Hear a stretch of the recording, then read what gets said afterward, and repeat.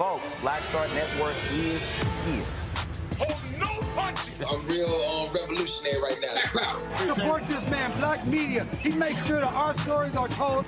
Thank you for being the voice of Black America, Roland. Stay black. I love y'all. All momentum we have now, we have to keep this going. The video looks phenomenal. See, there's a difference between Black Star Network and Black-owned media and something like CNN. You can't be Black-owned media and be scared. It's time to be smart. Bring your eyeballs home. You dig?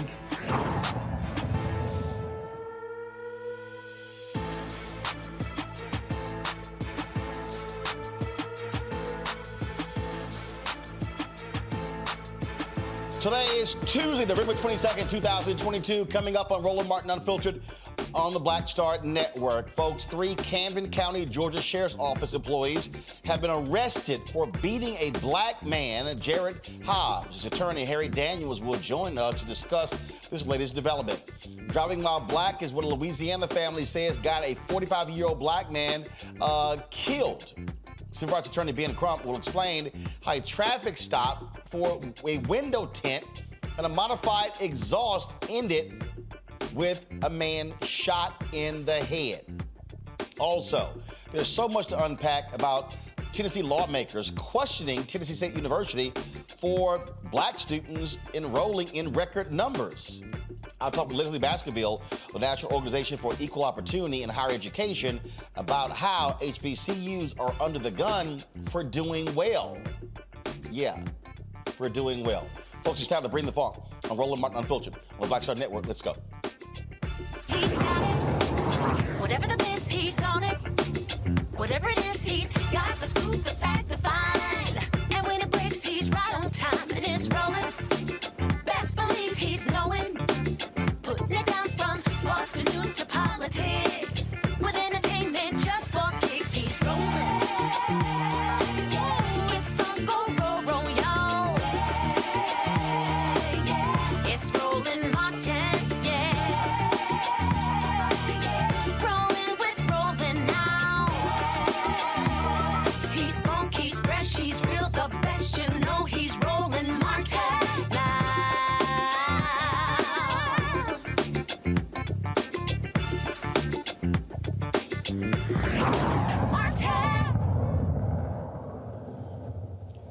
Another traffic stop leads to a black man being shot and killed, this time in Louisiana. It was over a window tint and a modified exhaust. 45-year-old Derrick Kettling, the brother of Louisiana State Police Lieutenant Colonel Kenny Van Buren, was stopped by a sheriff's deputy. Now, Kettling asked why he was being pulled over. The deputy did not answer, but gave him several commands. The deputy then tried to restrain Kettling when a struggle took place. Now, I want to warn everybody about this video. It is very, very triggering. If you want to turn away, please do so right now. We've shown too many of these videos, but it is important for us to be able to show you these videos to cover these stories. Now, the first video will give you a split screen of the deputy's body cam as well as dash cam, and the video shot by a witness is going to come in during the struggle. Watch. Stay right there. Right here. To the truck. To the truck. Yeah, go to it. Walk over here. Walk over here. Walk to your truck. Stand by 8th and Broadway. To the back of your truck. Show me. Keep your hands out your pockets. Put them on the. Walk to the back of your truck. Walk to the back of your truck.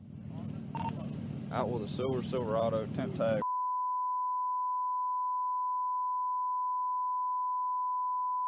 Five. Face back here. Face your truck for me. Face your truck. What's the issue? Huh? What's the issue? Because you agitated, you turn around, you ain't following nothing. I am following. Look, turn. I don't hear you. Can I get my phone, sir? We'll get to that. Just turn and face the truck. Turn and face the truck. What I did? Face the truck. What is wrong with you? Why is you grabbing on me, man? Give me a unit. Why you grabbing on me, bro? Turn around. And put your hands behind your back. What's wrong with you, bro? Put your hands behind your back. For what? Put your hands behind your back. For what, bro? Put your hands behind your back. For what? 1083! 1083! Ow! Oh!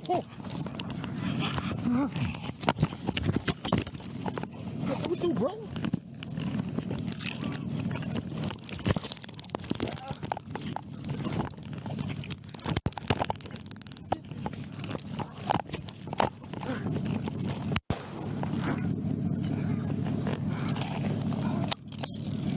Shots fired! Shots fired!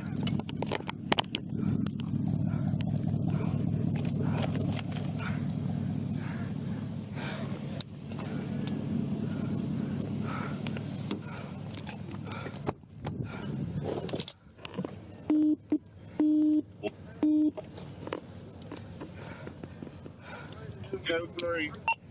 Shots fired, one subject down, gunshot wound to the head. I'm bleeding from my head. Gonna need a Cadian. The Kettling family attorney is Ben Crump. He joins us right now. Ben, we have to, this just continues to happen, and it is as if basic traffic stops lead to black men being killed. Driving while black. Yep. Yet again. I was talking to my co-counsel, Attorney Ryan Haley, and we both said right off the bat, you see 3 things that that officer did wrong. Number one, when you pull a person over and they asked you, what are you pulling me over for? The officer, following any proper procedure, gives the citizen notice of what I'm violating your 4th Amendment rights for, why I'm detaining you and searching you and seizing you. He never does that. And then he calls for backup. He doesn't wait for backup before he engages Mr. Derrick Kettling. And then the third thing Roland Martin he does wrong, and we saw this with the case of Patrick Loyola in Grand Rapids, Michigan. If you're going to deploy your taser, the policy is very clear. You don't get within arm's distance of the person to deploy a taser, because what is the natural reaction when you go to pull a taser point blank range on me? I'm going to put my hand out to try to defend it. And then that's when they say, oh, you were not complying. You put me in fear of your life. And then they use that as an excuse to kill us. You saw it in Louisiana. We saw it in Grand Rapids. It keeps happening over and over in America, and it's unjust, Roland Martin. What I'm still trying to understand is, okay, you pull them over for a tint and an exhaust? I think it's pretextual. You know, it's driving while black. We know it when we see it. We don't have to, you know, speculate about why this officer was pulling Derrick over. He saw a black man driving it. It was his position, we believe, and we're going to get more into this police officer's history, that he had an implicit bias when it came to dealing with African Americans, especially black men, and engaging in excessive use of force. Here's what I don't understand. Guys, cue the video up, because I need you to fast forward to the point where he puts his hands on him. Okay, so here's what I don't understand. Okay, if I'm approaching someone, and so go right there. So pull that video up right now. Okay, now, if I don't stop right there, just stop it. Now, if I don't know if this guy has a weapon, I don't know any of those things, then I'm going to create some distance between me and him as a result. And I'm probably going to stand back and say, sir, I need you to put both of your hands on the back of your trunk. What I'm not going to do is keep approaching. Now, roll the video. And so, roll the video. So he goes up, and all of a sudden, he immediately puts his hands on him.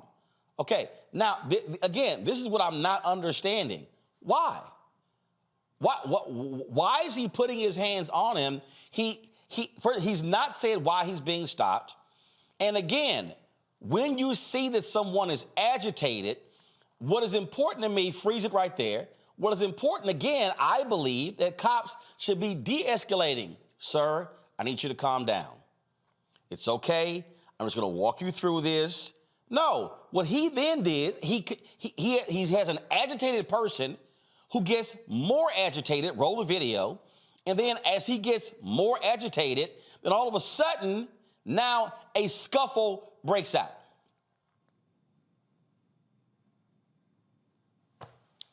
It makes, again, this is the thing, Ben, de-escalation should be the priority of cops. Yeah, Roland, what you have just demonstrated, and we could use you as our expert in the trial, is what police procedure would have instructed him to do. Create distance, use your verbal commands. If you're going to deploy the taser, you deploy it from a safe distance, not only for your safety, but certainly for the citizen's safety. He did none of those things, Roland Martin, and that's why we believe this case is one that warrants this officer to be terminated and charged, because he violated several procedures that led up to the death of a human being who committed no crime. I mean, what is the crime there, Roland Martin? Right, and that's the thing there. Now, again, his brother is a state trooper? His brother is a state trooper, and ironically, his brother is a person who is in the top of the hierarchy in investigating wrongful deaths by police and excessive use of force by police. And obviously, you know, Ronald Green, Alton Sterling, all those type cases. His brother was part of the State Patrol who looked into those cases, and you would think that you wouldn't get the call that your brother has been killed by an officer accused of using excessive force. But what it tells you, Roland Martin, and we should never take it for granted, Black America, but by the grace of God, that could be any of us. Again, just absolutely unbelievable. Ben Crump, glad to have you on the show. Hate to have you on the show as a result of under these circumstances. And unfortunately, it just continues to happen to African American men. Has this officer been placed on administrative duty? Is he still working the streets? Well, he's suspended apparently with pay, which is what happens part of the course. Roland, they shoot us and then they get a vacation. Ben Crump, thanks so much. All right, I'm coming back to talk about Banking While Black and Wells Fargo with you next time, bro. All right, sounds great. Let's do it. Thank you, brother. Thank you very much. My pal, Dr. Mustafa Santiago Ali, former senior advisor for the Environmental Justice at the EPA. Mario Solomon Simmons, he's a civil rights attorney and founder of Justice for Greenwood. Brianna Cartwright, political strategist. Glad to have all three of you here. I mean, just tomorrow, this week, this happens and over and over and over and over again. And what first happens is people start saying, oh, if only he had complied. But isn't there a responsibility on the cop, the person with the gun, the person with the badge, to, again, de-escalate a situation so it doesn't get to pulling your taser out and then pulling your gun out and shooting somebody in the head? Absolutely, man. Good evening, Roland and Mustafa and Brianna. Good to see all of y'all. It was good to see Ben. You know, it reminded me so much of one of the cases that Ben and I work on, the Terrence Crutcher case, where it appeared to me that the gentleman, the brother, was having some type of a mental breakdown, just the way he was acting. And as you stated, Roland, and Ben stated, the proper police procedures at that point is to keep distance and to, like you say, de-escalate? And also, what's the rush here? Why did he need to run up on him and grab him? I just don't understand based upon why he was pulled over. This was not what you would call a felony stop. A felony stop is when you suspect someone has committed some type of armed robbery, burglary, murder, kidnapping, and you're pulling them over and you're thinking this person is armed and dangerous inside of the vehicle. So I'm gonna get out and I'm gonna have some type of physical altercation. But even in those situations, officers are taught to wait for backup, to keep distance, and to de-escalate. That's a tragedy that happened. I just really hate to see that, because it was clear that that brother was having either some type of a mental breakdown or something was going on, just the way he was acting when he got out of the vehicle. Brianna, it just, again, I mean, it's just, we see these stories over and over and over again. And then what typically happens is the result is they side with the police officer. They say the motorist was in the wrong, should have complied, should have followed all instructions. And again, the guy asked him, "Why are you pulling me over?" Doesn't even want to say it. And that's too many. That's way too many cops. They feel as if they don't have to tell you why you're getting pulled over. Right, Roland. So I'm going to start off by saying, DeMario, I don't know if I agree with you. I don't know if he had an anxiety attack or a mental issue. It is the fact that he got pulled over without even knowing. The fact that he still came out of the car. He was far from the car. He didn't have his hand. He had his hands where everyone could see it. He was technically at the back of his truck because it was the part where you put stuff in. It wasn't all the way in the back, right? So he slowly kept complying, but he did not do what the officer exactly wanted to do, which at the time, someone's screaming at you, you're scared, you don't know why, and you see these things happen time and time again, you're in the mode of fight or flight, right? And he's trying to comply because we've seen time and time again, if you flight, you get it in your back. So there's this thing where we know we're up against something that we can't control, and it's just nerves. People deal with their nerves differently. And it was obvious that the officer was not in fear. He would not have gotten that close. You know, the scuffle all happened close. He asked for backup, didn't wait. If all this was he was in fear, then he wouldn't have taken those steps in the first place. And an officer's only supposed to utilize their weapon when they feel that their life is in threat. And nowhere was his life in threat, or did that video show that he thought his life was in threat. At the end of the video, he said, "Oh, I'm bleeding too," as to be a cop-out of what he did was okay, for calling it in, because we've seen what happens if we just let someone die out. So he was trying to seem as if he was responsible after the fact, but it was all cover-up, and there's no way that he could say that this was a mistake, and he should be charged. And we can go into qualified immunity if we want to, but honestly, more than for him just being stripped as a police, he should be personally charged. Mustafa. You know, you have to ask yourself the question, you know, when our brother George Floyd lost his life, has anything changed? Because we continue to see these same things playing out time and time again. And this brother lost his life for, you know, what, $100 ticket at the most? We've got these interesting dynamics also, Roland, that's going on that we got to bring into the conversation. So not only did this police officer not follow the proper procedures, but, you know, folks have been asking for and introducing legislation in a number of states across our country, and Republicans have been blocking them.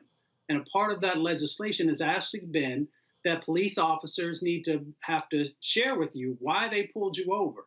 And Republicans have been blocking that. They said it makes a police officer's job tougher and more dangerous. The more dangerous aspect, I can't even begin to fathom what that actually means. So we continue to have these failures in our law enforcement system, from the officers all the way up to these state legislators who refuse to put some basic, very basic types of things in place that help people to have a better understanding of why they got pulled over, and to make sure that those officers are sharing that with them, so at least folks understand where they stand.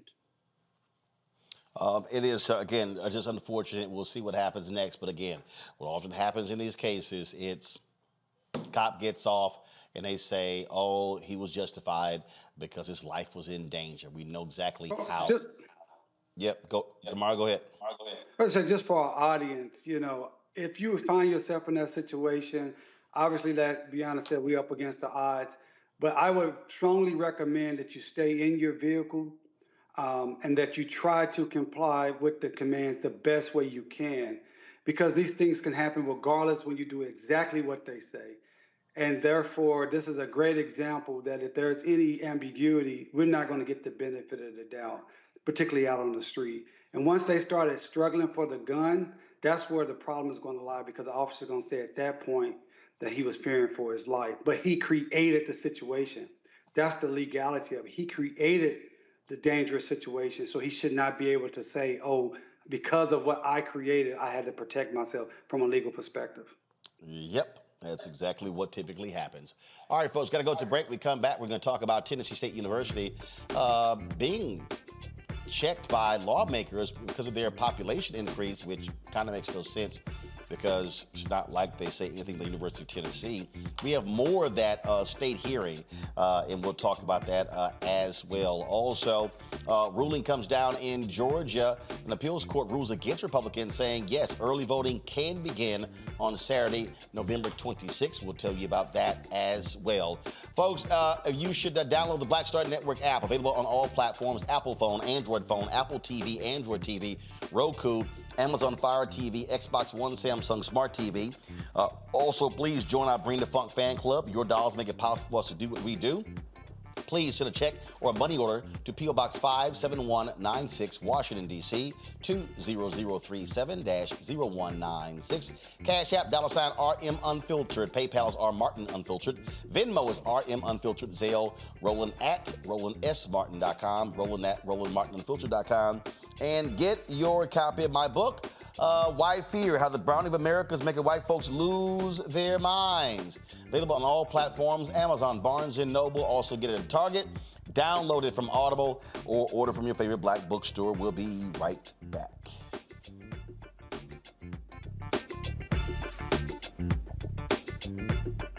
Is it just me? Or does it feel like we've been here before? The whole country's finished voting, and only us left. You'd think Herschel Walker would want to explain what he'd do in the Senate if he actually wants to represent Georgia. Instead, he repeats the same lies, trying to distract from what we all know is true about him. But I think Georgians will see his ads for what they are. Don't you? I'm Raphael Warnock, and yes, we're doing this again. That's why I approve this message. On the next Get Wealthy with me, Deborah Owens, America's Wealth Coach, we talk about the principles of mindset, strategy, and execution. This week, we're adding a fourth: faith. You're going to hear from a mother and daughter duo who are helping thousands of Black women build wealth, all through their faith. You are more than you can ever imagine. Not just obtaining things to show that, but seeing yourself. Making your faith work for you. That's right here on Get Wealthy, only on Black Star Network.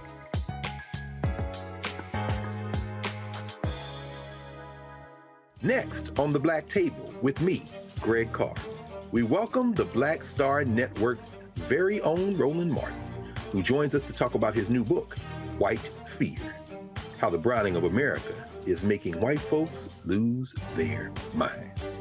The book explains so much about what we're going through in this country right now, and how, as white people head toward becoming a racial minority, it's going to get, well, let's just say, even more interesting. We are going to see more violence. We're going to see more vitriol, because as each day passes, it is a nail in that coffin. The one and only Roland Martin on the next Black Table, right here on the Black Star Network. Hey, I'm Donnie Simpson. What's up? I'm Lance Gross, and you're watching Roland Martin Unfiltered.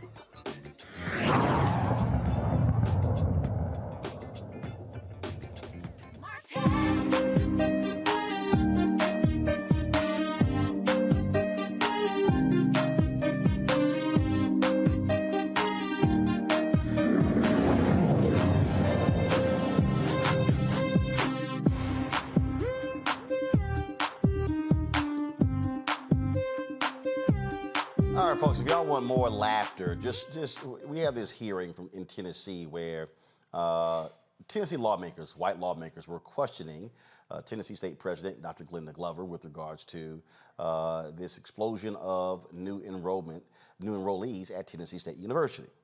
Okay, and they were questioning them over the lack of dorms. Now, keep in mind, this is the same state that owes Tennessee State nearly $600 million. Okay. And so we played some of this yesterday, but you know what? For more laughs, let's play a little bit more today so we can actually show you how seriously stupid and ridiculous these white lawmakers are in Tennessee. Watch. So help me understand management's decision to, knowing that you have a plan to get to 10,000 students. Help me understand management's decision to try and accelerate that plan when you knew you didn't have the physical capacity, that's physical with a PH, physical capacity to house all of those students. Wouldn't it seem more appropriate that you would slowly grow your enrollment to reach your goal by 2028 rather than over-enrolling and essentially costing more money in this first year? We didn't accelerate the growth at all. The students started applying and we fixed an internal problem that allowed us to process applications faster. There has been a holdup in the past years. There was in the CRM system that we had. It didn't totally allow, the system process did not allow us to match it up in a faster way. We did a lot of it was almost manual with spreadsheets, et cetera. But it did it in a matter of seconds. You could process more applications much faster. We weren't trying to make the 10,000 this year. Well, I guess, sorry to interrupt you, but I guess my question is, if I know that my board has challenged me to grow to 10,000 students by 2028, let's just use that number, then I would have a progressive growth number and I would build out my campus along the way to get to that 10,000 number, right? Because it takes time. I know it's going to take me time, but it sounds like in this instance, you had this huge influx of students and you didn't tell anybody no if they met the criterion. You didn't tell anybody no, and so you had all these students on campus or coming to your campus without the physical capacity to handle those students. Now, we understand whether it's UT or it's UT Memphis, that they often over-enroll, and they'll have 400 or 500 students that they have to house off campus for a brief period of time, but then they absorb them in, right? That's what we generally do too. But you're not going to be able to do that this year. We did that last year. That's what we generally do. Yeah. But we had so many more students this year. I have to keep stressing that we're in the middle of an HBCU renaissance when students are coming back to HBCUs. And we're a school of choice. There's a lot going on TSU's on a national stage. And students want to come to TSU. So we didn't over-enroll from that standpoint. It was the housing part of it. We have to, in our minds, separate the right to an education from housing. We have the capacity to teach the students. It's just we don't have the housing capacity. Hard, especially when you look at the fact that the University of Tennessee has had record enrollment the last 2 years, but their facilities are a hell of a lot more advanced and better than Tennessee State University. As I said, folks, the issues that we're talking about exist there. In fact, do y'all have the rest of the clip where there was a lawmaker who talked about the issues? I think it was a black lawmaker. Do y'all have that? Okay, because it was after that. It was after that. In fact, let me see if I can find that, because it was that was important because for context, when you're talking about these folks here again, which makes no sense to me, if they're literally sitting here trying to somewhat chastise the president, and what they're doing is actually really trying to build the university. And last I checked, I would think you would want that. You would want that. In fact, the folks at Tennessee Holler, they actually had posted a video of this particular hearing Let's see here. Here we go. Okay, so here we go. Watch this. Teach the students.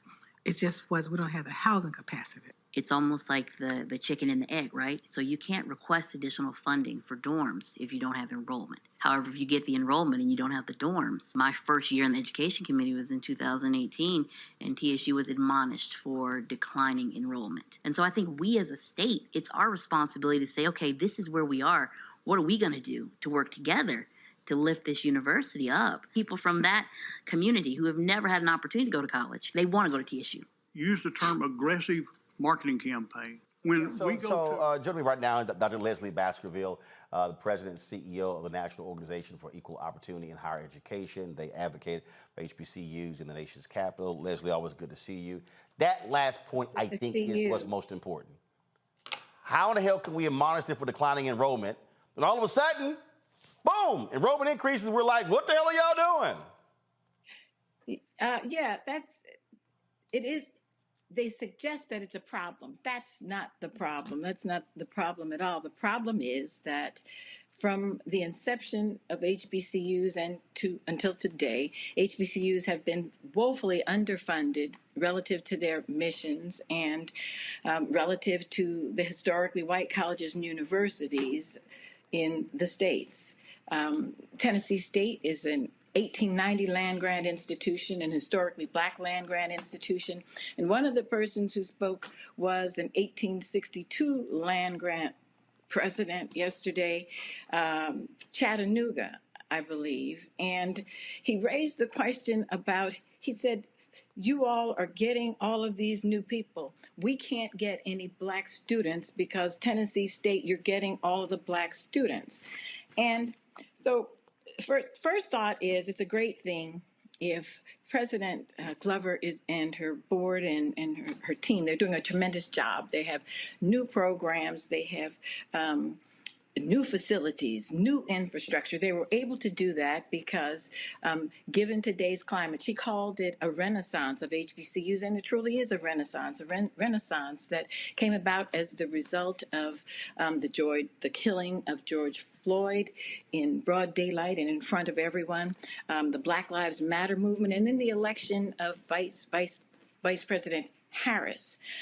Following that, we had an administration and an active Congress that included 59 black members of Congress and others who understand the value of HBCUs and that America can't realize so many of her goals but for HBCUs. And so they invested in HBCUs. And it is the right thing for Tennessee State to seize the moment and to try to resolve what appears to be a challenge while she has a team in Washington. Nafio and others are there making sure that they get the dollars that they have. With regard to the idea that because an HBCU has more black students, an historically white student doesn't get one, is ridiculous.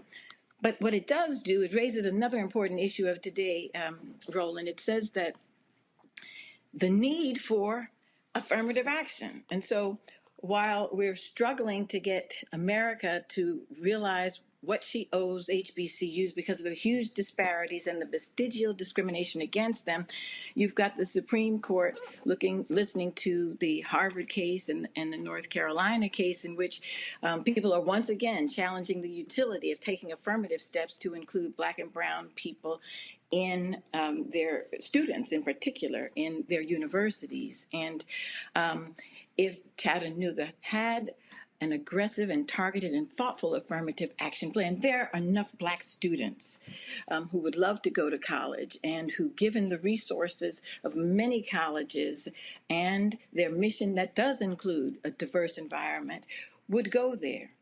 So we do need affirmative action. We need, for example, if Glenda Glover has, as part of her outreach to everyone, students all over the place with far limited resources, financial resources than others. But suppose Chattanooga invested in Roland Martin, in the Black Star Network, in Unfiltered, where they could tap into more than 1 million subscribers, 391 viewers, 391 million viewers. they could tap into the Black community. There's not a dearth of Black students. Tennessee State is large and strong, but it's not so large and strong that there are not Black students who would seize the opportunity to go there, especially with the resources that they have available. In addition to the Roland Martin show, the Roland Martin Unfiltered advertising there, National Black Newspaper Publishers Association, they reach 20 million Americans, mostly African Americans. They have 205 newspapers.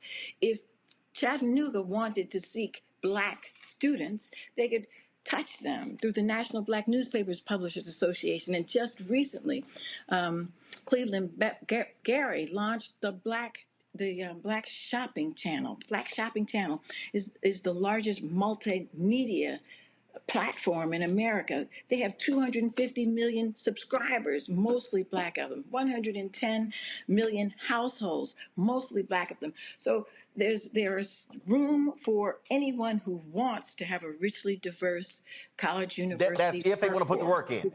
That's if they want to put the work in. That's what it boils down to. If they want to put the work in. And so, but I do think it's important that, yes, an allocation was made last year by the legislature, but the reality is the legislature continues to grossly underfund Tennessee State. And again, their own committee has determined that they've underfunded Tennessee State to the tune of nearly $600 million.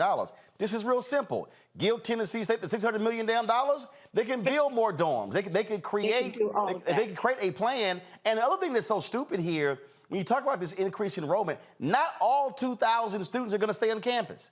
Yeah. So it's not like, oh my God, we got to build dorms for 2,000. No, look, when I went to Texas A&M, I didn't stay in dorm until the summer of my final year. I lived off campus for 4 years. And so not everyone's going to live in a dorm, but you do have to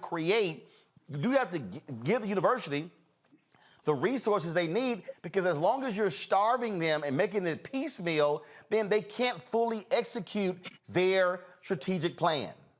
That's correct. But the other part of it is, and where NAFIO's job comes in as the Membership and Advocacy Association for all the HBCUs, is that the $600 million is a step in the right direction. It's a down payment on a debt that is actually much larger than the $600 million. The $600 million is reflective of a discriminatory policy in Congress that sets the appropriations for the white land-grant institutions substantially higher than the Black land-grant institutions, even today.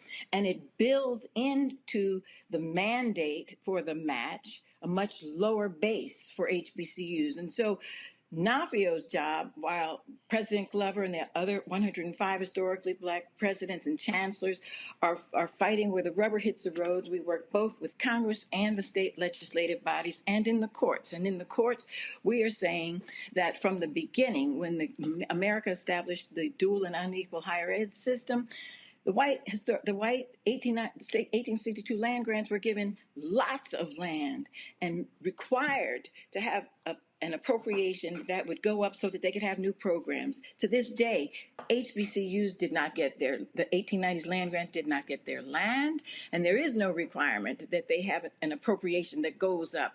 And so we're going to work from the judicial base and from the legislative branch, from the administrative branch, and also work with our members where they are. President Glover is a national figure. She is serving as as the co-chair of President Biden's board of HBCU advisors, and just stepped down from a tenure as AKA president, during which, along with the sisterhood, the first Black sorority, they not only pledged, but gave $100 million to all four-year HBCUs. So they're doing everything that they can. Black folks are doing everything that they can. And because of the growth in the investment by Congress, by Black folks and others, white folks took notice. Corporations took notice. Mackenzie Scott, 20 to 50 million to about 20 HBCUs. Why? Because they understand that an investment in HBCU is the most cost-efficient and most effective thing that American can do in higher education to close the wealth gap, the higher education gap, the employment gap, the economic gap, the justice and the sustainability gap. That's what's going on. And President Glover needs not to apologize for it. We, those of us who are her champions and the advocates for HBCUs, need to make sure that they have infrastructure dollars sufficient to accommodate that. And there's a bill now that's trying to make its way through Congress. And we will definitely do all that we can to make sure that that question is not raised again. All right, Lezli Baskerville, we appreciate it. Thanks a lot. Thanks for having me, and I congratulate you for all that you do for all of us. And tell Chattanooga to advertise with Roland Martin and Roland Martin Unfiltered, the Black Star Network. Absolutely. Absolutely, Thank Lezli. I appreciate it. Thanks a lot. Let's go about Mustafa DeMario as well as Brianna. Here's the thing, Mustafa, that this is real basic. And that is, you're at HBCU, Tennessee State, you're damned if you do, damned if you don't. It's like, oh, hit you with declining enrollment. Well, then we get it up. Oh, now all of a sudden, no, what the hell, you got too many. North Carolina A&T gets slapped with a $2 million fine because they barely went over the cap of out-of-state students, as opposed to them going, maybe we have a university that people kind of want to go to. Why in the hell would you sit here and actually fine them?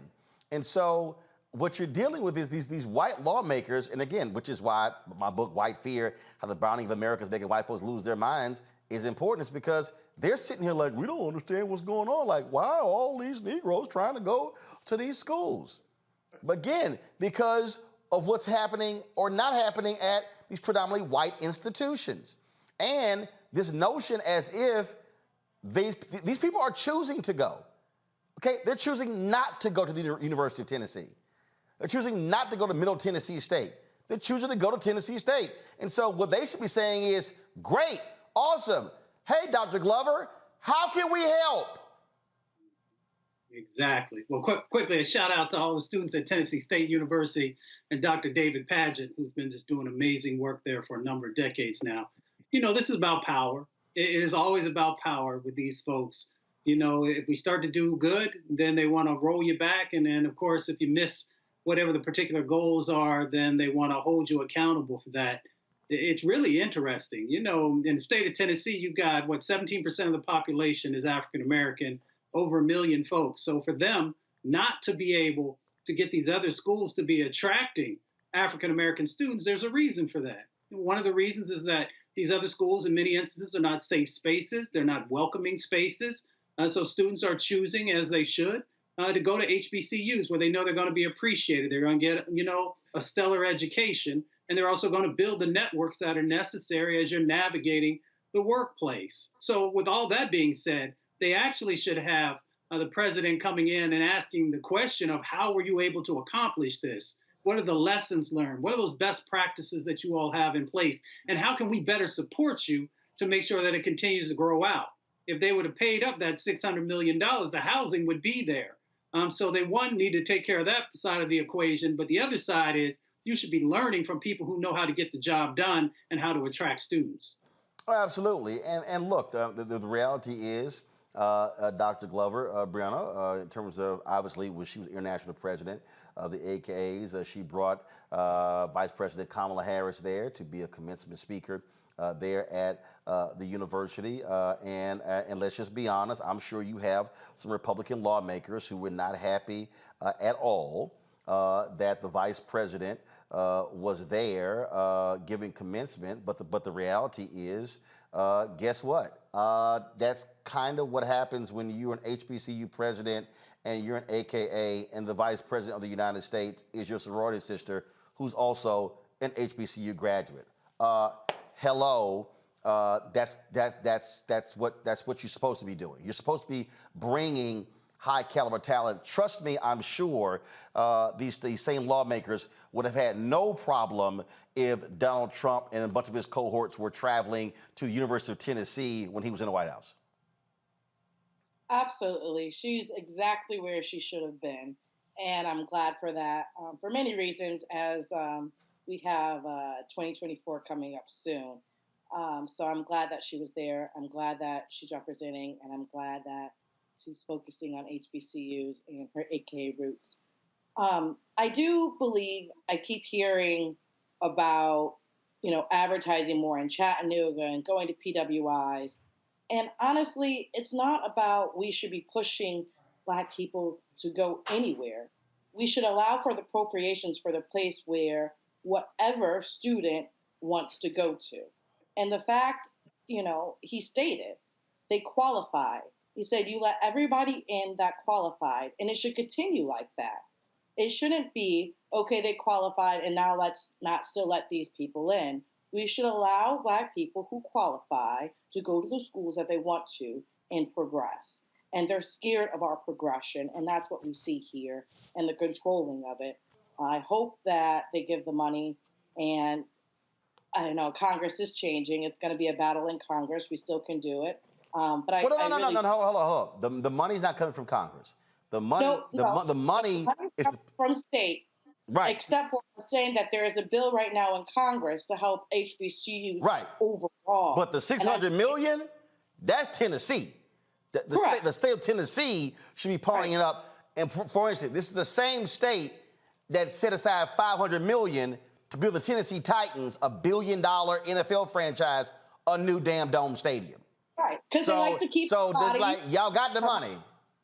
Yeah, I get it. I totally understand. I do think that it's a two-pronged approach because, yes, they have the money. Even when they get the money from Congress, right, to just disperse it is also going to be another issue. We see this time and time again. And as you stated, they prioritize Black people in sports over education. And it's a problem. We'll see how it folds out. Well, bottom line is, DeMario, we keep talking about this here. This is what happens in many of these states where HBCUs have been abused. Frankly, we saw the Alvin Chandler's lawsuit in Mississippi. We saw what happened in Alabama. We saw the historic settlement that took place in Maryland, and this happens over and over and over again. And folk can't sit here and go, well, we don't understand why these campuses are looking like this here. If you're not providing the same level of funding, equity, well, then guess what? It's a problem. Yeah, and I mean, Mustafa and Brianna have all said such great things that I agree with. Number one, this is about power. They feel in a sense of loss of power, as you talked about in your book, Roland, to even having more Black people educated. Let's be clear. They don't want us educated. They don't want us to have access to real education. So that is a problem for some of them altogether. Then secondly, it's the Black tax, that we have to do more with less. That's what we've always had to do in this country, and it's wrong. And we need that $600 million. I don't know what the mechanism is to make them pay it, but if it's known that they owe $600 million, they need to say it with me, everyone at home. Cut the check. Let's say it again. They need to cut the check so they can build the dorms. And I really like what Brianna highlighted, that they allowed everyone that's qualified. And that's what the president said during that hearing. She said, these students need education, they're qualified for it, and we're going to let them in. There's a difference between housing and a difference between education. And, shout out to Tennessee State. Both my mother-in-law and my father-in-law went to Tennessee State. And Roland, you will love this. My father-in-law was on the 1959 national championship football team, and he's a proud Omega Psi Phi man. I'm sorry, why would I love that? Oh, because I know you love the Qs. You picked on me on AKAs today, so we're even now. No, actually, doggone well, we don't believe in junior organizations, and so we never shout those that are limited in their ability to reach people across the world. So Mustafa and I clearly understand that there's one fraternity, the rest are simply youth groups. So remember that. Remember that. And also, DeMario, take a look here. That's an alpha man giving the 2019 fall commencement speech at Tennessee State University. Yes, wearing the black and old gold, just so you understand how we roll. So there you go. All right, folks. Oh, good. That's how we do it. That's how we do it. All right, got to go to a break. We come back. Remember the cops that beat up the brother in jail in Georgia? Well, guess what? They have been arrested. We'll talk with the attorney, the man who was brutally beaten, when we come back on Roland Martin Unfiltered right here on the Black Star Network. Be sure to download the Black Star Network app, available on all platforms: Apple phone, Android phone, Apple TV, Android TV, Roku, Amazon Fire TV, Xbox One, Samsung Smart TV, And of course, you can also support us by joining our Bring the Funk fan club. Your dollars make it possible for us to do what we do. Send your check and money orders to P.O. Box 57196, Washington, D.C. 20037-0196. Cash App, $RM Unfiltered. PayPal's R Martin Unfiltered. Venmo is RM Unfiltered. Zelle, Roland at RolandSMartin.com. Roland at RolandMartinUnfiltered.com. And get a copy of my book, White Fear, How the Brownie of America is Making White Folks Lose Their Minds. Folks, available on all platforms. You can get it on Amazon, Barnes & Noble, Target. Order from your favorite black bookstore or download your audio copy on Audible. I'll be right back.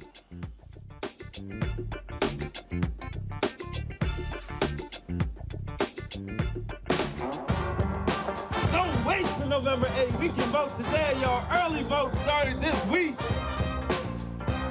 We're on Savannah State University's campus. We will be dorm storming today, giving out treats for everyone. We hope to see everyone at the polls when it comes to November. If you believe we got power, let them know. Make some noise. Put a fist up. I need to see a fist in the air because we got power. Come on, you put it up. Come get your shirt.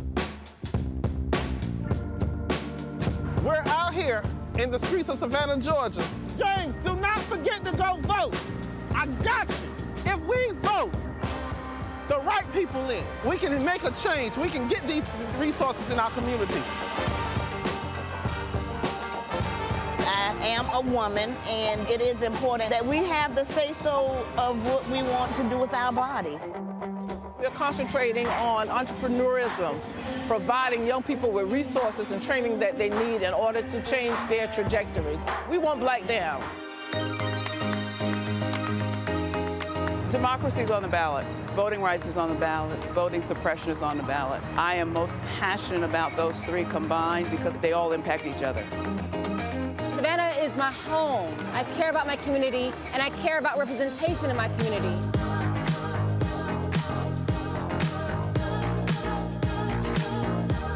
Our voices are still going to be heard no matter what kind of obstacles try to come up against us to stop us from voting. We're still going to be standing our ground.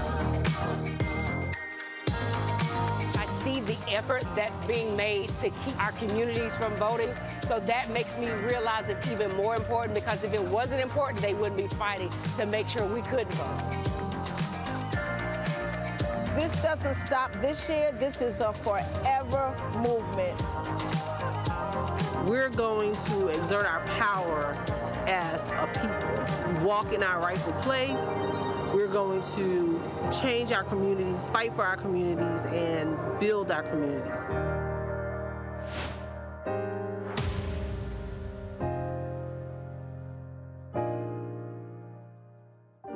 This is Deala Riddle. What's up, y'all? I'm Will Packer. I'm Chrisette Michelle. Hi, I'm Chaley Rose, and you're watching Roland Martin Unfiltered.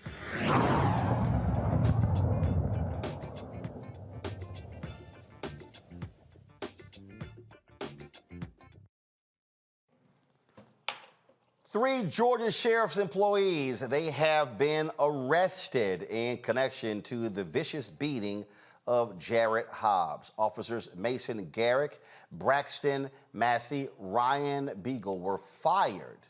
That's right, were fired and charged with battery of an inmate and violating the oath of office. The Georgia Bureau of Investigation and the Camden County Sheriff's Office started an investigation following the September beating of Hobbs in Camden County Detention Center. All three officers have been booked and sent to the same Camden County Public Safety Complex where Hobbs was initially detained. Joining me now is the attorney, one of the attorneys for Jarrett Hobbs, Harry Daniels. Harry, let's just be clear. This video going viral is why these cops were arrested.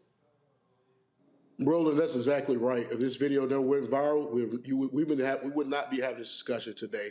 Let's make no mistake about it. This is something, a CYA tactic by the sheriff in Camden County. If the video didn't come out, then we would not be having this discussion. His jailers would not be in jail today. And so, because it happened in September, when did the investigation start? Well, the investigation started once we released the video. This happened September the 3rd. The local NAACP president, Mr. Timothy Bassett Jr., he actually traveled to Camden County and inquired about what happened to Mr. Hobbs. He was told nothing happened to Mr. Hobbs. So they were fully aware of this incident. In fact, they had brought charges against Mr. Hobbs that we talked about before. So this was not a stranger. This was nothing that was brought on them all of a sudden. They knew about it, and it took the GBI a matter of days to bring charges. They traveled to North Carolina, spoke to Mr. Hobbs. I traveled along with them, and within a matter of days, they brought charges. And we was aware that charges would be brought sometime this week before Thanksgiving. So we wasn't shocked of the charge being brought. But like you said, this investigation just started because the sheriff chose to cover it up. And again, GBI comes in. This ain't hard. Press play. Oh, hell. Arrest him. I mean, this is a cut and dry case, simply. I mean, this is not hard to break down. Yeah, Roland, we've seen this before in Brunswick. You got to remember, this is a setting with Ahmaud Arbery. Same thing happened. Ahmaud Arbery was killed. The DA decided not to move forward, try to cover up. The GBI come in within a matter of days. Charges are brought here. These officers are charged with battery, aggravated battery. That's a felony to carry 20 years in the state of Georgia in violation of oath of office. Because in order to be charged with aggravated battery, you have to render one person's body part useless. So it's probable cause and evidence, and it's factual, it is clear evidence that Mr. Hobbs, one of his body parts was rendered useless as a result of this beating. So these officers facing 25 years apiece. This is not misdemeanors. These are felonies charges. Certainly that is good news. Being charged is one thing. Being convicted is another. Hey, man, you jumped on the spot. First of all, we're not going to scream Jubilee to the heavens. Being charged is one thing, but we need a prosecution, a thorough, a legitimate prosecution. We want a conviction, and we want a prison sentence. Let's make no mistake about it. The first step is the charge and the arrest, but we want the final acts to be carried out. And what's the final acts? Conviction and a prison sentence. That will send a message across the nation of people who are in situations who wear badges, that you don't do this to people. It doesn't matter the condition, the position they're in. Humanity is at foot here. When you treat another human being like that, there's the consequences. It doesn't matter if you wear a badge, shield, or star. You know, the GBI director, he summed it up when they asked him the question. When you saw the video, when they asked the GBI director, when he saw the video, how did he feel? He said he was shocked as a citizen. He was in disbelief. You know, but this has been going on for a while. They just got caught today. They just got caught. And, you know, hopefully this opened up Pandora's box and so many other things that's happening, not only in Camden County, but happening around the nation. Because I appreciate good law enforcement. I support good law enforcement. I do not support rogue officers and bad law enforcement, and we never will. And we take it a point, our life works to bring justice and fight for people's civil rights when things like this happen. Well, I also believe that the Civil Rights Division of the Department of Justice should also, again, they can be tried and convicted in state court, but they can also be hit with federal charges as well. So hopefully that happens too. Right. Where we like this, we have petitioned, sent a request to Christian Clark's office for the Civil Rights Division of the Department of Justice. They have received our requests. Let me be very clear. We are looking at this thing not just as a violation of his constitutional rights by people who wear a badge, shield, or star, but we have asked them to look at this, look at Camden County as a whole, any systemic abuse of force, and not just that, but to look at this matter as whether it's racially motivated. The federal government had the resources to find out if this was racially motivated. The video is clear. You see a black man being beaten by white police officers. Let's not forget about this elephant in the room. It could be more there than what it meets the eye. So we've asked for a thorough investigation.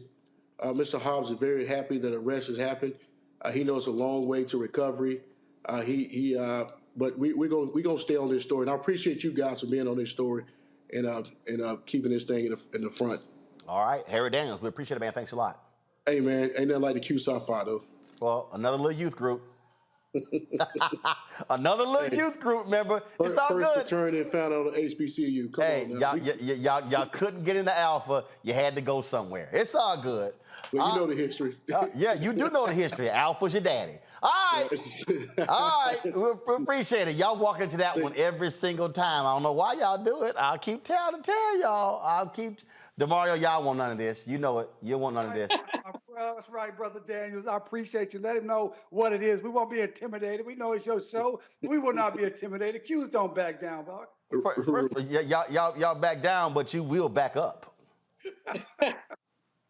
Yes. All right, man, Brother Daniels, I appreciate you, Team Rue. I appreciate that. We need to let Roland know what it is. Oh, please, you know, I appreciate you guys. Thank you for all the work y'all do. And like I said, this is a very serious matter. I appreciate you.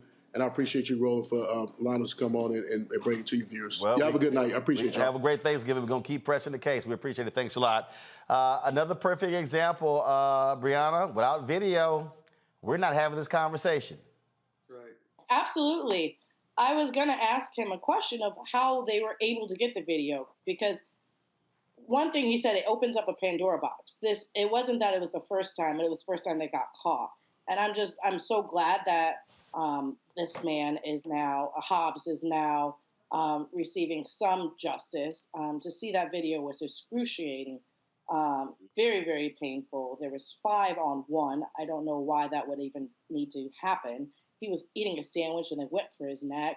You see other inmates in the background. It was very violent, very disturbing. But I have a lot of questions, more than answers. So I will definitely be watching this case closely. I saw, 5 officers. We said 3 was arrested, and we'll now see if they will actually get any,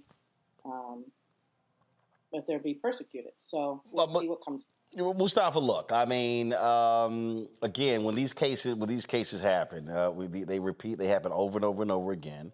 And this Biden Department of Justice Civil Rights Division, led by Kristen Clark, I mean, they have gotten a number of jail wardens, corrections officers, sheriff's deputies arrested, charged, indicted, and actually convicted for the type of abuse that we saw right there. And that's what needs to happen.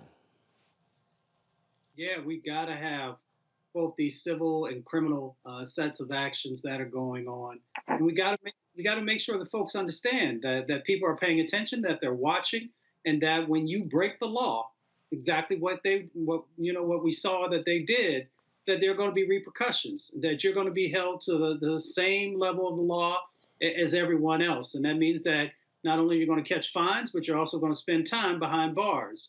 And as that becomes more commonplace as our good brother just shared with us, that we find these situations that folks will begin to, I think it'll move into the culture of law enforcement and let them know that when they do these types of things, that there are going to be repercussions, and that changes the culture. It's slow, and we would love for it to happen faster, but with the Department of Justice and other holding people accountable, I think it does matter, and I think it will begin to change some of these dynamics, along with all the other work that we have to do. We talk a lot about, again, reforming police departments, but we also have got to be reforming these jails and prisons, DeMario. Yeah, I want to address a couple of things. Number one, I believe the family probably got access to this through what's called an open records request or a freedom of information request.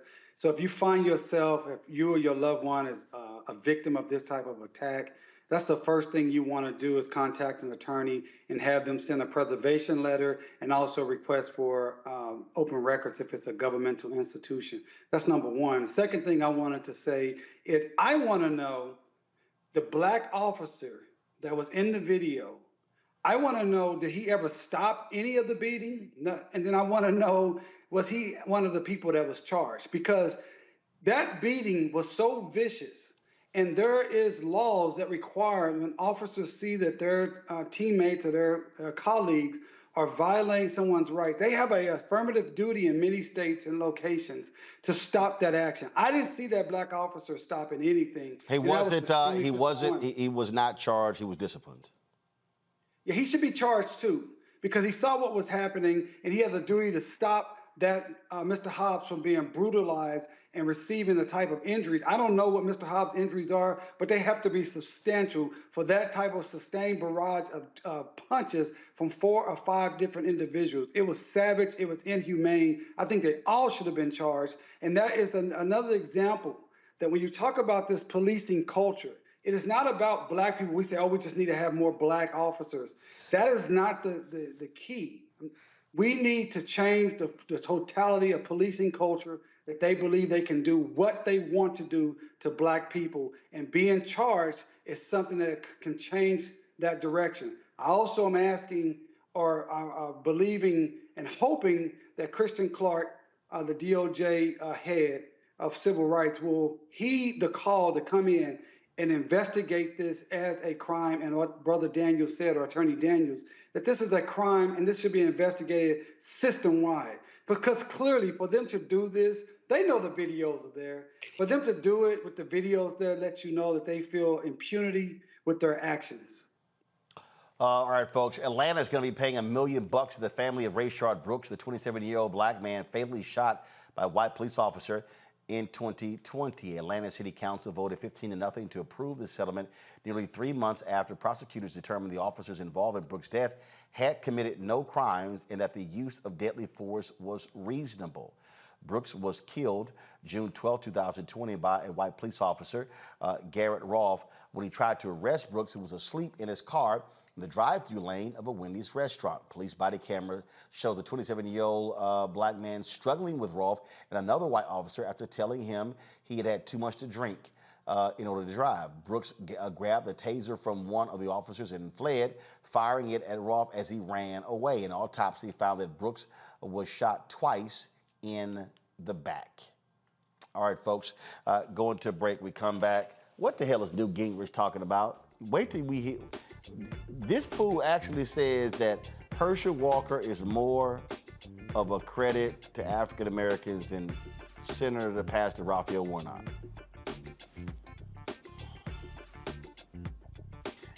Newt, if you don't sit your dumb ass down somewhere, man, come on. And also, a Georgia appeals court makes it clear early voting can take place beginning on Saturday, November 26th.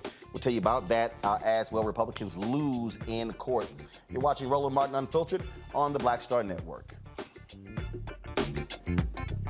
Is it just me? Or does it feel like we've been here before? The whole country's finished voting and only us left. You'd think Herschel Walker would want to explain what he'd do in the Senate if he actually wants to represent Georgia. Instead, he repeats the same lies, trying to distract from what we all know is true about him. But I think Georgians will see his ads for what they are. Don't you? I'm Raphael Warnock, and yes, we're doing this again. That's why I approve this message. Next on the Black Table with me, Greg Carr, we welcome the Black Star Network's very own Roland Martin, who joins us to talk about his new book, White Fear, How the Browning of America is Making White Folks Lose Their Minds. The book explains so much about what we're going through in this country right now, and how, as white people head toward becoming a racial minority, it's going to get, well, let's just say, even more interesting. We are going to see more violence. We're going to see more vitriol, because as each day passes, it is a nail in that coffin. The one and only Roland Martin on the next Black Table, right here on the Black Star Network. Hi, I'm Israel Houghton with Israel and New Breed. Hi, I'm Carl Payne. Hey, everybody, this is Sherry Shepherd. You're watching Roland Martin Unfiltered, and while he's doing Unfiltered, I'm practicing the wobble. Yes, I am. Because Roland Martin's the one, he will do it backwards, he will do it on the side. He messes everybody up when he gets into the wobble, because he doesn't know how to do it, so he does it backwards. And it just messes me up every single time. So I'm working on it. I got it. You got Roland Martin.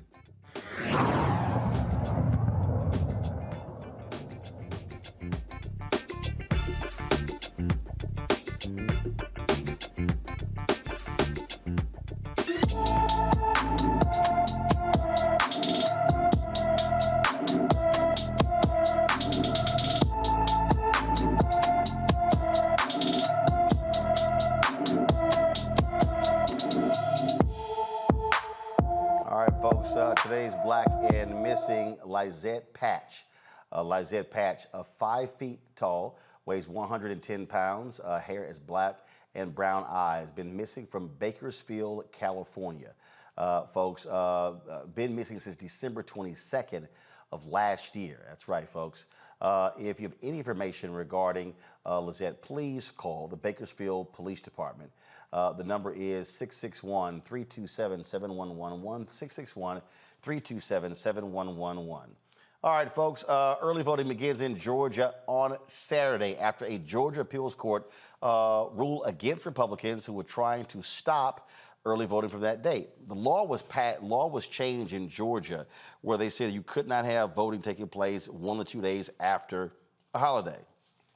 Well, after 2020, they moved the runoff from 2 months away to 1 month, causing some confusion. The court's rule, legislative, what their intent was actually wrong. So they ruled in favor of Senator Warnock as well as the Democrats. Republicans are going to appeal that ruling to the state Supreme Court. Speaking of that Georgia race, the former congressman and the Speaker of the House, Republican Speaker of the House, Newt Gingrich, said one of the dumbest things you've ever heard in your life, y'all. He said that having a black person like Herschel Walker in the United States Senate would be a dramatic improvement over Senator Raphael Warnock. You want to listen to an idiot? Here you go. I think that Herschel Walker has the courage, the integrity to be a really remarkable U.S. Senator. Yes. And I think having an African-American with his background, somebody who's good at business, somebody who's given over 400 speeches on military bases to help young people dealing with PTSD because of his own experience with having had concussions, playing football and in mixed martial arts. I think Herschel would be such a dramatic improvement over Senator Warnock, who is a hardline left-wing politician, that I really do think that it's worth a lot of effort to make sure Herschel wins. And I'm delighted that Governor Kemp is going out and his team is going out and they're doing all they can to help elect Herschel.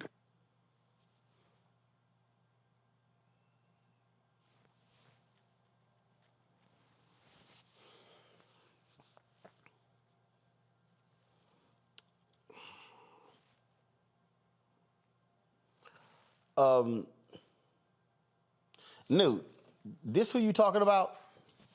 This Herschel?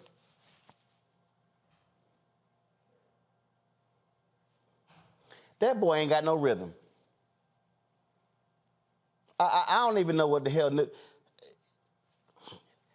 These white Republicans are so desperate for anybody black. I mean, they are desperate for anybody black. He started off by saying his record in business. He lied. Herschel Walker literally lied about his success as a business owner. Herschel Walker has lied about being valedictorian, lied about being an FBI agent, lied about being a cop. He's lied about paying for abortions. In fact, one of the women accusing him is going to have a news conference, and she said she got audio recordings of his lying ass. But then again, this is the same Newt Gingrich who left his wife, who was in a hospital bed, for his side piece.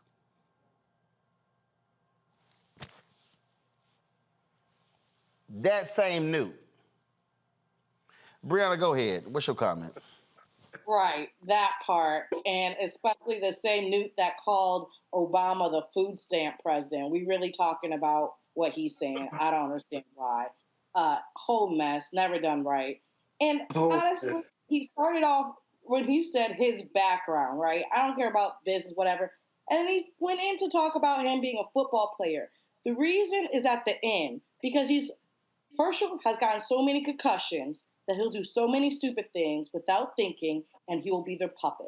And that is what Newt is saying. We need somebody to sit in that seat that do what we say to do. And that's what they're banking on. Because there's no other way that you're going to say the background, because you're talking about a PhD, someone who is, you said left wing, but someone who's educated in the religion. And then we're talking about someone who is literally uneducated. I don't even know if he has a 5th grade reading level, right? So someone who went to seminary school and excelled and can pastor and know the Lord's work to someone who is chronically lying and doesn't know shit. No, I just keep laughing at him, Mustafa. Boy, these Republicans, they stay desperate. They are so desperate to get them somebody black. That I mean, Newt know he lying. I mean, boy, just stop. I mean, just simply say you like Herschel Walker, but don't even try to sit here and like, oh my God, he is just going to be this incredible African American. Oh, I'm still taking in what Bree just shared. That was on point. You know, it's interesting. You got to really understand who Newt is, right? Everybody sees this elderly statesman now, but you know, this is the person with the contract with America who was trying to destroy the benefits that came from welfare and tort reform and a bunch of other things. This is also the person who had their fingerprints all over the Tea Party when that first kicked off.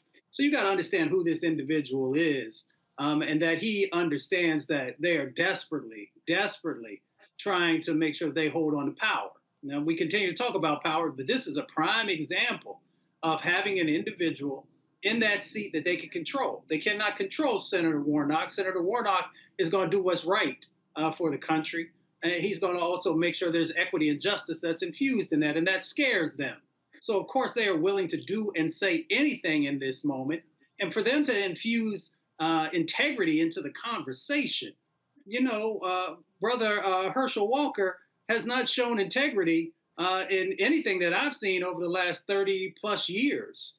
So I'm not sure. He also has showed his lack of understanding and education around critical elements, whether we're talking about the environment and the silly comments that he made about that, his comments around business and trying to parrot some of the things that Donald Trump has said, and a number of other aspects that show that you are not prepared for one of the most important positions that is inside of our government. And for them to be willing to allow him to have the space to hold that position shows that they do not truly care about democracy. They don't care about the state of Georgia.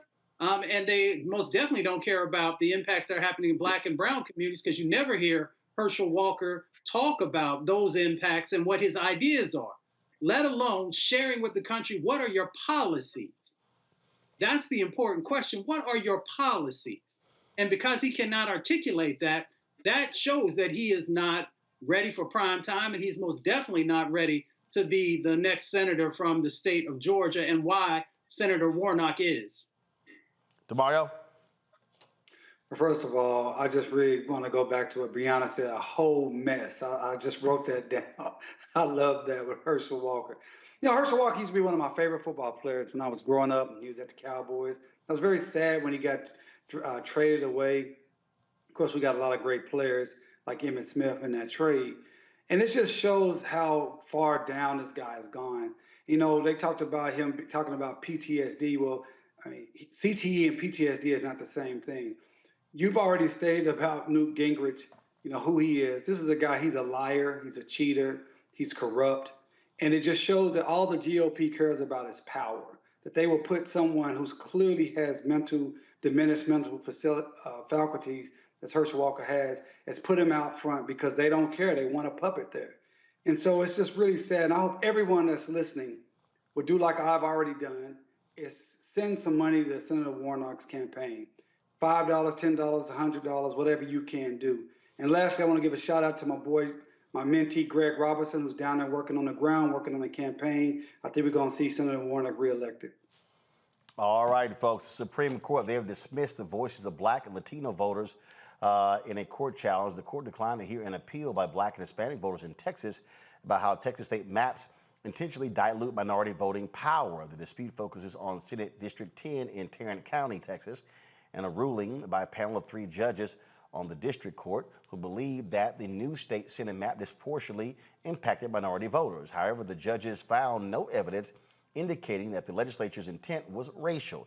The Supreme Court is going to hold the future of voting rights in its hands as the court heard arguments today debating Section 2 of the Voting Rights Act and its impact on minority voters. Well, we'll be watching, of course, that case as well. All right, folks, going to a break. When we come back, more on Roland Martin Unfiltered on the Black Star Network. Download the Black Star Network app, Apple phone, Android phone, Apple TV, Android TV, Roku, Amazon Fire TV, Xbox One, Samsung Smart TV. And of course, you can also support us with joining our Bring the Funk fan club. Send your check-in money orders to P.O. Box 57196, Washington, D.C. 20037. That's 0196. Cash App is $RM Unfiltered. PayPal is R Martin Unfiltered. Venmo is RM Unfiltered. Zelle is Roland at RolandSMartin.com. Roland at RolandMartinUnfiltered.com. And get a copy of my book, White Fear: How the Browning of America is Making White Folks Lose Their Minds. You're available at all bookstores, Barnes & Noble, Amazon, Target. Download it from Audible and order it from your favorite black bookstore. We'll be right back. I am on screen, and I am representing what a black man is to the entire world that's going to see this. And this might be the only black man, a representation of a black man that they see. Right. So I am responsible. Right. For how they see black men. And it's my responsibility to, if I am not playing an upstanding, honorable, someone with a strong principle or moral core, to make sure that this character is so specific. Right. That it is him, not black men. And I wish that more actors would realize how important their position is as an actor of color, playing people of color on screen. Because there are people that see us all over the world in these different images that we portray. And not everyone knows black people to know. Yes. That's not all.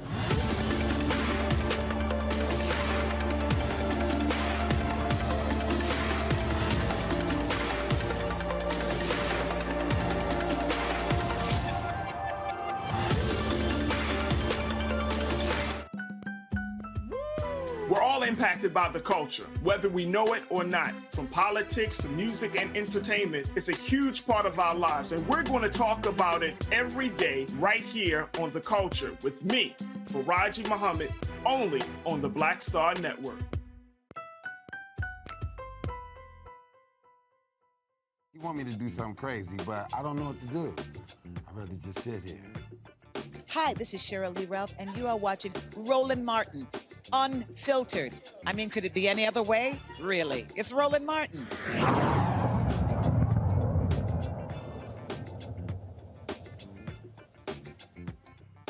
Preterm births last year reached their highest peak since 2007, with more than 383,000 born before 37 weeks of age. That's right, folks. According to a new report, the report released this week found disparities widen between white and black mothers, who are already 62% more likely to have a preterm birth and nearly 3 times as likely as white moms to die of childbirth-related causes. And over 211% of black women do not receive adequate prenatal care. Ashley Randolph, the president and co-founder of Alliance for Black NCU Families, joins me now from Sacramento. Certainly glad to have you on the show, Ashley. I mean, this is one of the things that I talked about when you get the Dobbs decision, and all of these so-called pro-life people who are really anti-abortion people were out here, and I'm like, it's amazing. I'm like, how quiet y'all are on this issue. I'm like, if you're pro-life, you would think that they would care about this issue.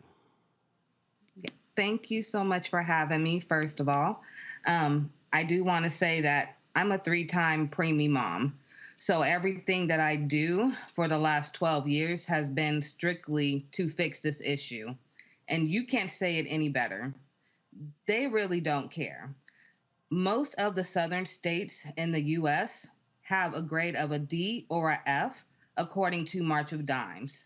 And if you have an F rating, that basically says all of your black families are coming in there and not getting good care, not in prenatal and not in the NICU. I am one of the first, I am the first black and a first parent to be chair at CPQCC, which is a research facility at Stanford, which is really ironic because I'm the first black. I did a research there for racism in the NICU, And I found out that 44% of Black NICU families in California that has a B rating, that they felt that the hospital could not help them with any barriers that they had outside the NICU. So employment, housing, WIC resources, food, transportation. 26% of them same families said that they felt judged because of their race while in the NICU. Now, I had just mentioned that I'm a 3-time preemie mom. I've been pregnant in Louisiana, Texas, and California. I had to leave Texas at 6 weeks pregnant because I already knew from my first 2 previous pregnancies that I wouldn't get good care in the South. So I left Texas right when I found out I was pregnant, came right back to California, thought I would get the best care, and then at about 5.5 months pregnant, my doctor let me go because I suffered from hyperemesis gravidarum. So with each pregnancy, I lost 30 pounds. Doctors never could figure out why. They never really wanted to look and see why. Same thing for why I'm having all these kids premature. When I was 6 months pregnant almost with the 3rd child, my doctor let me go in the middle of her doctor office in front of patients waiting to be seen because she said she could not handle my sickness, and she's seen myself and my pregnancy as a liability to her facility. That is what jump-started all of this. I initially started with my first nonprofit called Glow Preemies, which stays with Black NICU families from the NICU and high-risk pregnancy. So if you do already have a prior child in the NICU and you're high-risk pregnant, give us a call. We stay with you until you're 18. We're the only nonprofit that does that. I know because, like I said, I'm a mom of 3. My oldest is 12. It took me 12 years, even as this powerful advocate, to get my son finally diagnosed with ADHD last week. 12 years. So the thing that jumps out at me here is that, again, when you hear the conversation that out there in the public space, you're not hearing lots of dialogue again about this issue. And so from a public policy standpoint, is it simply a matter of it gets lost in the shuffle? Your thoughts on that? So I actually work with the government a lot with the Alliance for Black NICU Families. And so what I can tell you is a lot of policies that they're trying to put in place, I actually see them before they actually go to Congress and have everybody start looking at it and signing it over. And we may send a list with other organizations with 100 things on there that they can change for maternal care and for the NICU. They will eliminate half of it and send it back to us. That's a huge issue because if you don't have the experience, how can you tell us what needs to be changed? We're the ones who are advocating for what needs to be changed because we lived it. And we hear it from parents all the time. So absolutely, like the Momnibus, I worked very hard on that one with the government. And I can tell you that that's not everything that we wanted. That was drastically cut down. And that's just one example. So with the Alliance for Black NICU Families, we are trying to go state by state and mandate that they offer racial and health equity training to all NICU staff, as well as those that are working in maternal care, because we have to get a hold of the issue. And it does start with the hospital. Questions for my panelists. Brianna, you first, go. Absolutely. Thank you so much for doing this. My cousins were more than 2 months premature, and it took a struggle, and it was really hard on the family. And fortunately, up north, they're able to thrive now. So I see you saying you're going state by state. What specifically, is there certain states that are advancing that you see your legislation's getting passed? What are some of maybe your top 3 pressing legislations that you would like to see passed in order to fix this situation? So I know right now the one that's really, really pressing, and I wrote it down, the exact wordage. It was for the maternal, I believe 12 months of maternal leave, I believe is what it is. And that's the one that means the most to me. The more time that the mom can have to be at home with her child, the better for her, for postpartum depression, if that does come into play, as well as more time for her to breastfeed, as well as more time for the family unit to come together and really tackle any barriers that they do have when they did bring that child into the world. DeMario. No, I really appreciate your service here. My little sister was born about over 2 months premature and just had to deal with all of that her whole life. Thankfully, she's 20-something now, and we didn't know that was going to happen. So I appreciate it. So definitely see this. Also dealt with a lot of infertility between my wife and I, and endometriosis, and all these things that Black women in particular are struggling with. Fibroids. I mean, I have way more information and experience in this than I ever thought I would. And I've been in those doctors' offices and those hospitals when those doctors walk out the room, won't give you the pain medication, won't take your complaints serious. Like we've dealt with that as educated, prominent Black people in this area. So your work is so important. How can I and our audience best support you right now, tangibly?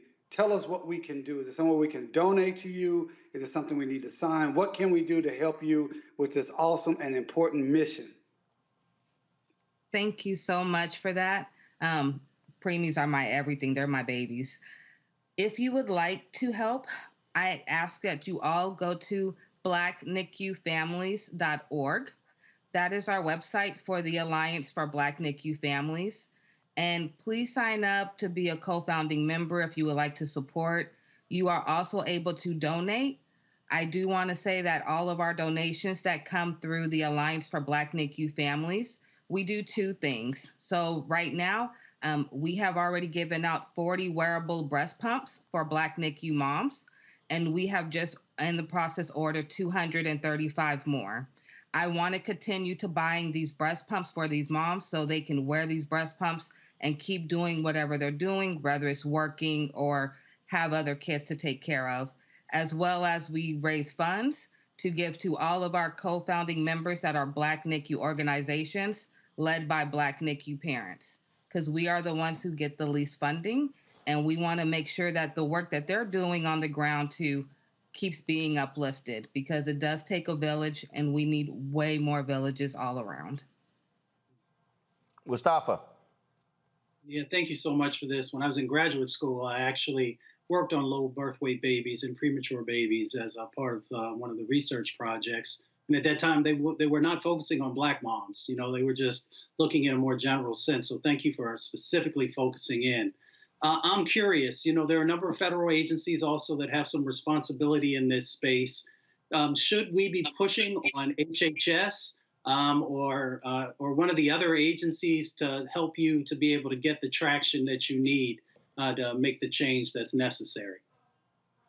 Yes, I would love that, to get the push from the whole community if I can. You know, they hear my voice. I'm very loud and I like to roar. I work on this every single day for the last 8 years of my life, literally 24/7. I am with my kids when I can, but I am so passionate about getting all these rates reduced. So if I can get any help from you guys to help push the government to assist us or any agencies to assist us, please do. We are forever grateful. We have to save our babies. And like we had talked about earlier, it can last forever. So the NICU stay does not just end when you leave the NICU. It can stay with them parents for a very long time. And we need to make a generational change, and we need to make it now. All right then, Ashley Randolph, we appreciate it. Thanks a lot. Thank you. All right, folks, time for Marketplace.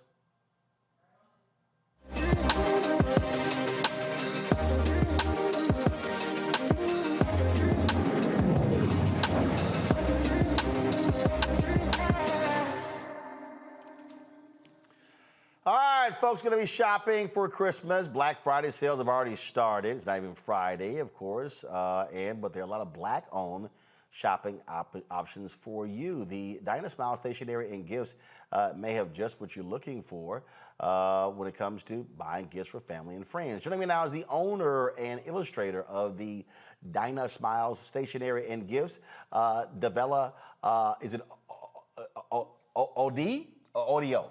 It's Davia Odoy. Sorry, Davia Odoy. From Stockbridge, Georgia. All right, glad to have you on the show. So, thank you for having me. So, stationery and gifts, explain, because you know we're now living in the technology age. Folks still writing on stuff? Yes, people love to write, and that's what I have to offer. I have been an illustrator my entire life, a professional illustrator since 2005, and I've always wanted to see stationery with images that looked like me, like looked like a Black woman, a happy Black woman, and I couldn't find it. So because I knew I could draw, I knew I had to fill the gap, per se. So the Dynasmile Stationery Gifts is a collection of my artwork on different stationery goods, high quality paper products, and my niche has been spiral notebooks. That's been the one thing that people have really gravitated towards, and I have a couple here that I can show you.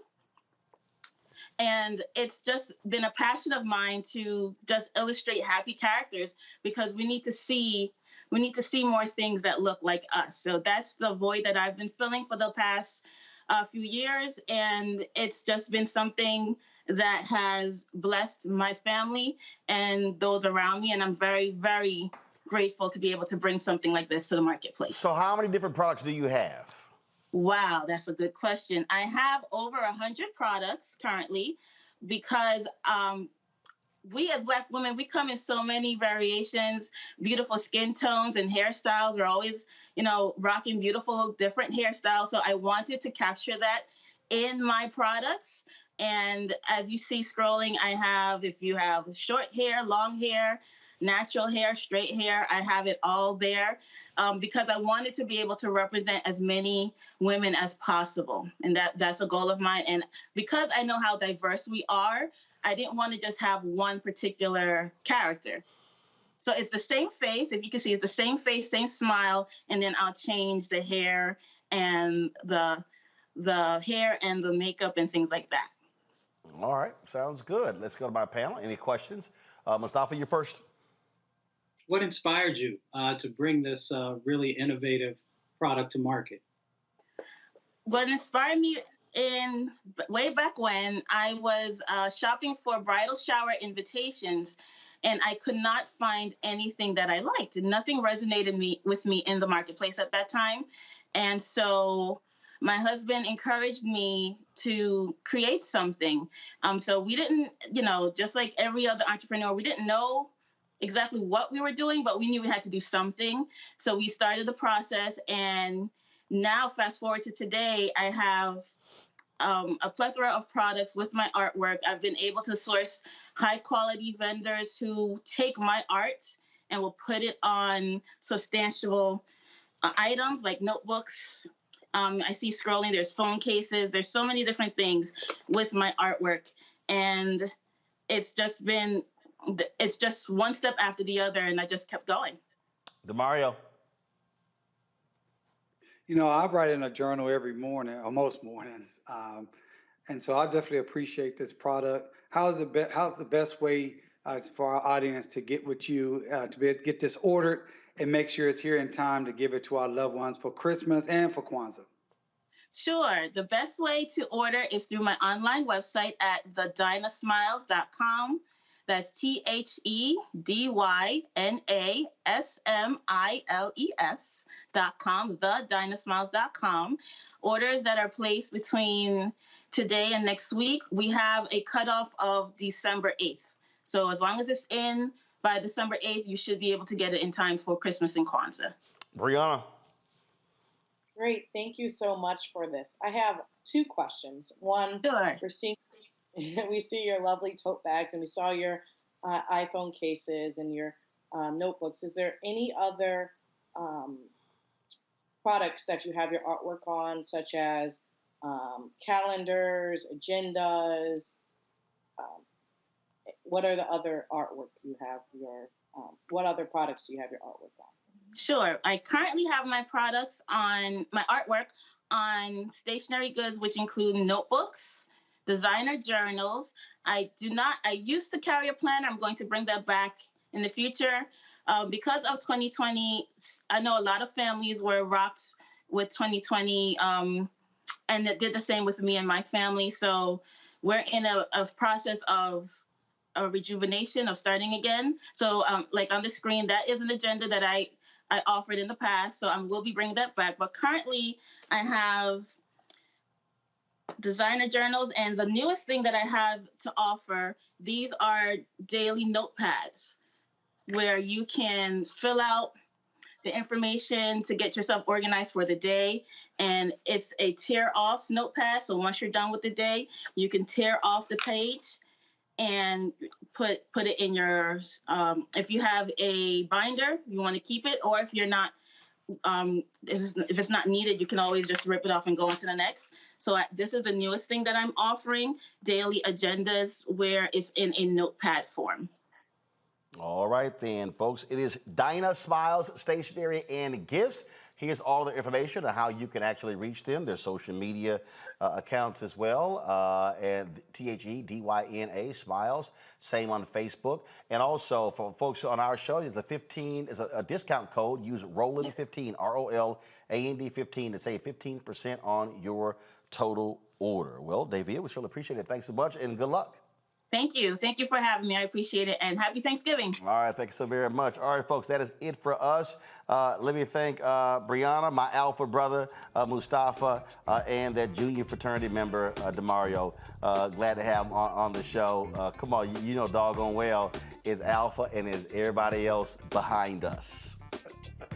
Hey, you better be careful. You know you're coming down here to Tulsa next week, so you better be nice. Completely unfazed. Completely. I got something for you. If it's 20 Omegas and it's one Alpha, that is simply unfortunate for you 20 Omegas. Y'all can't even handle one Alpha. Come on, man. You know. You know. You know. You know how it is. Don't hate, congratulate. I might let you celebrate.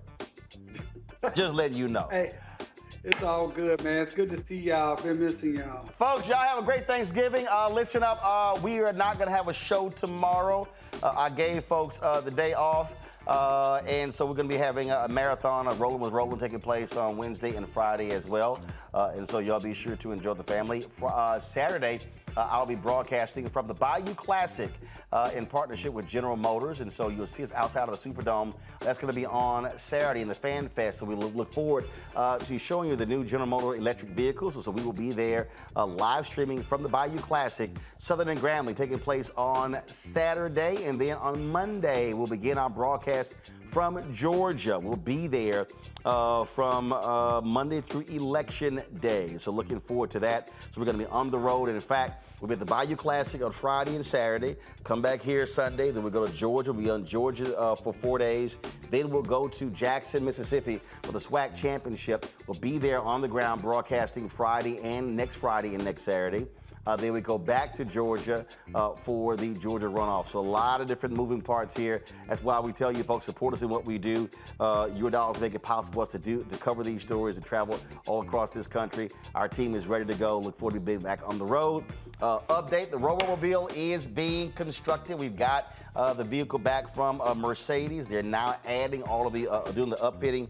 And so we're looking forward. Hopefully we will have that by the 1st of January. I'll get an update when I get done with the show. So appreciate all of you who also contributed to make that possible as well.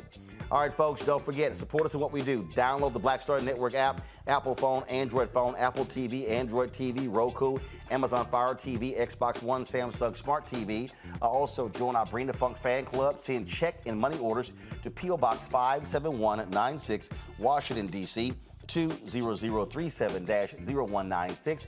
Cash App is $RM Unfiltered. PayPal is R Martin Unfiltered. Venmo is RM Unfiltered. Zelle is Roland@RolandSMartin.com. Roland@RolandMartinUnfiltered.com. Be sure to get a copy of my book, White Fear, How the Browning of America is Making White Folks Lose Their Minds. Available at Ben Bella Books, Amazon, Barnes & Noble, IndieBound, Bookshop, Chapters, Books A Million, Target. You can download it on Audible. You can also order through your favorite black bookstore. Folks, that is it. Again, have a great Thanksgiving. Y'all know I'm going to have gumbo. Y'all can keep that turkey, my brother. I'm sure they're going to be having turkey and dressing. Uncle Roro going to be having gumbo. Just letting y'all know how I roll every Thanksgiving. So, Reggie, y'all had that gumbo pot straight, all right? All right, folks, that's it. Y'all have a great one. I'll see you again this weekend from the Bayou Classic in New Orleans. Until then, holla! Martin!